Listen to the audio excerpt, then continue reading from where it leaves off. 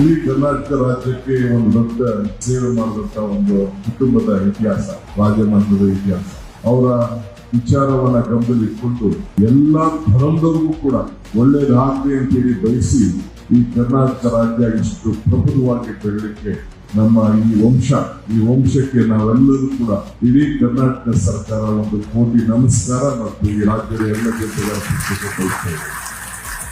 ನೀವೆಲ್ಲ ಇವತ್ತು ನನಗೆ ಅರ್ಜಿಗಳನ್ನ ಕೊಟ್ರಿ, ನಮ್ಗೆ ಶಕ್ತಿ ತುಂಬಬೇಕು, ರಾಜಕೀಯವಾಗಿ ಶಕ್ತಿ ತುಂಬಬೇಕು, ರಿಸರ್ವೇಶನ್ ಕೊಡಬೇಕು, ಇವೆಲ್ಲ ಕೂಡ ಕೇಳ್ತಾ ಇದ್ರು.